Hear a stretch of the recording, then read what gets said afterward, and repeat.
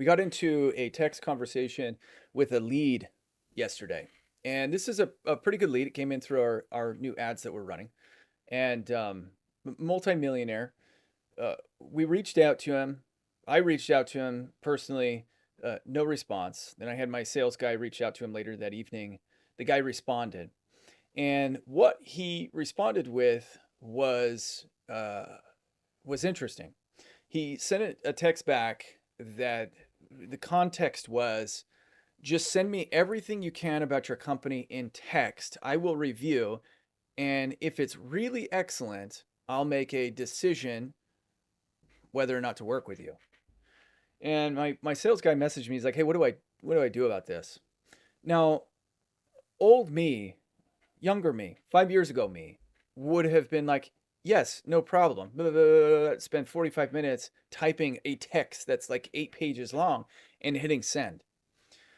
After having the experience that I have for the last number of years in this business, dealing with hundreds and hundreds of sales opportunities, working with over 100 clients in our done for you agency, working with dozens and dozens of clients in our coaching business, I will tell you right now that if you don't have a system put in place, if you are willing to bend to meet the needs of every single person and the way that they need your assistance, the way that that works best for them, your business will always hit a cap.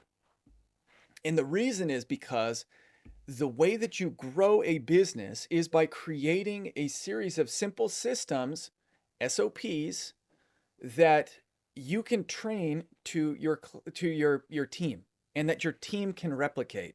This is why McDonald's was able to become, I mean, you guys can go back and watch and read about McDonald's, but I mean, this is why like fast food franchises, any franchise for that matter, is able to expand to hundreds or thousands of stores and locations across the world because they have systems that they've put in place that wherever you go, everything works exactly the same and can be trained to a team. So what I told my sales guy to do was to send him a message back saying, that's not how we operate. We have systems put in place in order for us to be able to grow and scale our company. And our systems that we put in place have also been able to grow and scale many of our client channels to hundreds of millions of views, tens of millions of dollars, and beyond. So if you're interested in hopping on a call, then we'd be interested in talking to you. But that's the system that we have. That is incredibly difficult to do, you guys. It's incredibly difficult to do because you don't, as a business owner, as a service provider, customer service it's got to be way up here, right? But that doesn't mean that you go outside of your system in order to provide high quality service that is one off. That if you were to do that with every single person, right? Just like spending time typing something up, 45 minutes, that's 45 minutes taken away from other things, other tasks, other opportunities. You can't grow a business when you're stealing your own time, when you're taking your own time away from yourself. You have to have those series of systems. So what happened next? I'll get to that in just a second. For for those of you guys, there you go, micro hook. Uh, I hope you guys are cool with me being transparent about that. I know that it's like frustrating sometimes. You're like, just freaking finish the story. But again, like this is YouTube. This is the business of like views and audience retention and blah, blah, blah, blah. And here's the thing, like I know being in this business, I've created thousands of videos personally, and I've created many thousands of videos for our clients. And I know that the way that you have to the things that you have to focus on most on YouTube, this is a digression, I get it. Those of you guys who are growing YouTube channels, this is for you. The things that you have to focus on in order to grow a YouTube channel are things like audience retention. I mean, it's a key part of growing a YouTube channel. Now, audience satisfaction is also a key part of growing a YouTube channel. So I need to make sure that you guys also are like, hey, listen, I'm totally fine. I'm waiting for the end of this story, Scott. And I'm fine waiting for just a second. And if you guys are, if my job is to make sure that you're satisfied as a community. Otherwise, you leave, and then YouTube doesn't show my content to anybody. That's just how it works. Uh, so just so you guys know, I am aware of that.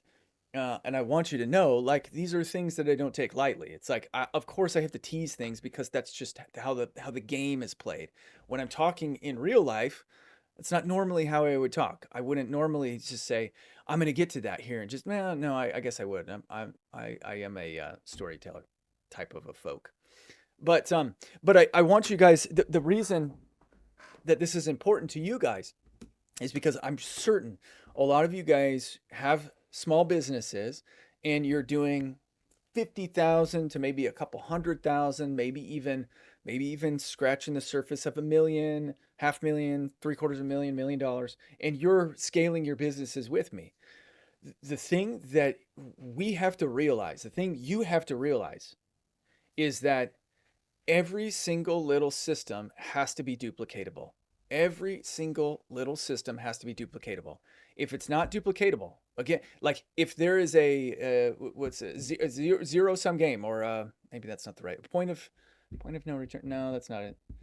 If there's ever something that only you can do, or if there's something that you do for somebody that takes an astronomical amount of time, that the return just becomes more and more diminished, you have to maintain overhead. You have to be able to afford to keep your lights on. And if you spend all of your time focusing on one thing or one task, that's not duplicatable. You can't scale that, and because it's not duplicatable. And if it's not duplicatable, then you're going to hit that ceiling. So focus on systems. Very, very important.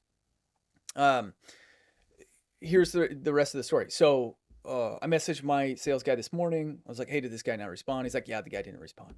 Well, the guy responded this afternoon, and he said, "Can you send me the website that I can go to read all of the information?" And I was like, "Perfect. Go to Rafidi.com. You can watch the video at the top, and it will talk about our testimonials. It'll talk about the people that we've worked with." And just telling him no, and again, like, I don't know if he's watching this. If he is, thanks, brother, for giving me a teaching opportunity. Uh, just saying no, being able to say no allows you, first of all, it gives you confidence, but it also allows you to maintain your standard operating procedures. It allows you to maintain control over your business. As soon as you lose control, it's controlled by somebody else, then it's it's out of your hands, and you're going to be limited on how you can scale. The other thing that's kind of cool is once you say no, it also makes you more respectable. One of the things that this is another point. One of the things that I have learned, it never fails. Almost every single time I do a sales call, when I get to my pricing structure, I always hear people say, "Is that the best price that you can do, or can we get a better deal than that, or can you give us a discount, or what if we do this, or I can't afford that, can you get more in this price range?" The answer has to be no. And if you say yes, it immediately diminishes your it immediately diminishes the value of your work, and so it pulls you down. It makes them feel that they're in the driver's seat and in control.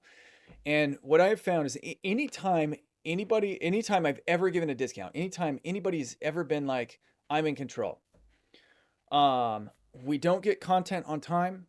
They don't take us seriously. They're late to meetings. They don't follow any of our systems. They're just insanely difficult to work with because we've allowed them some leeway in the beginning. We're starting a relationship with leeway in the beginning. And so I don't do that anymore. My answer foundationally now, fundamentally, is no. When people try to get us to get out of our system, the answer is always no. Uh, and you have to maintain that position in order to maintain the respect that you deserve as a business owner. And I'm telling you right now, it is so much better for you to be respected as a business owner than for you to be walked all over. So keep those things in mind. Uh, where are we at with this guy?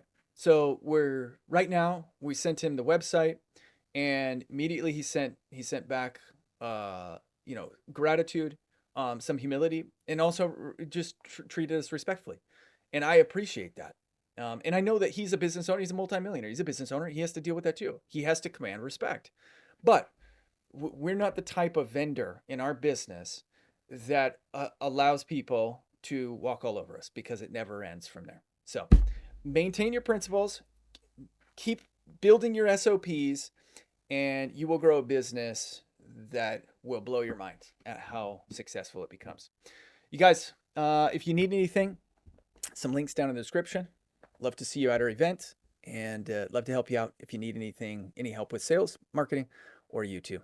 See you later. Bye.